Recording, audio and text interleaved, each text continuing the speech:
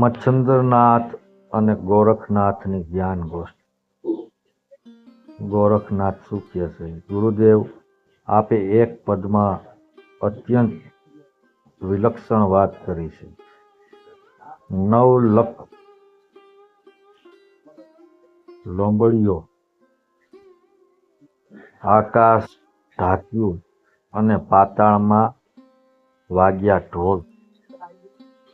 વગર વહુએ વર પરણ્યો અને બોલ્યા વગરના બોલ.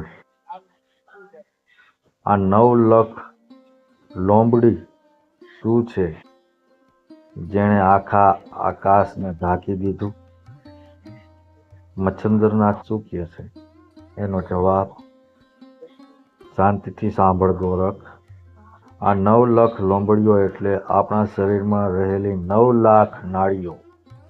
જ્યારે સાધક પ્રાણાયામ અને યોગ દ્વારા આ બધી નાડીઓને શુદ્ધ કરી દે છે, ત્યારે તેની ચેતના આકાશ જેવી વિશાળ બની જાય છે અને પાતાળમાં ઢોલ વાગવા એટલે કે શરીરના સૌથી નીચેના ચક્ર મૂલાધાર,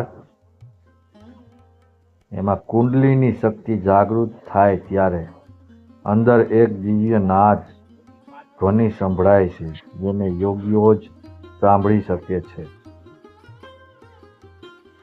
શિષ્ય ગોરખનાથ,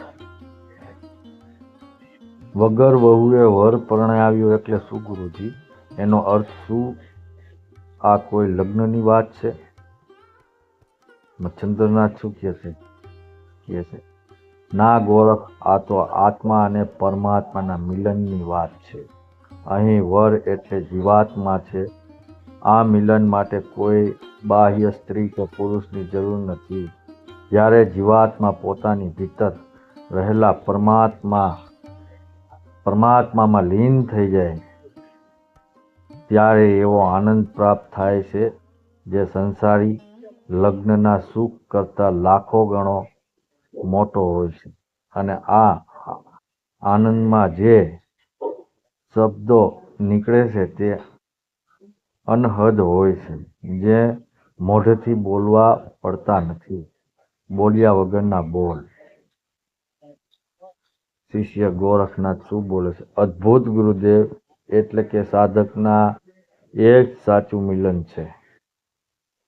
મચ્છન્દ્રનાથ શું કહે છે? હા વત્સ, જેનું મન સ્થિર થયું તેના માટે આખું બ્રહ્માંડ એક મંગલ ઉત્સવ છે. જે પોતાના શરીરના 9 દ્વારને જીતી લે છે તે જ 10મા દ્વારમાં બેઠેલા પરમાત્માને પરણી શકે છે.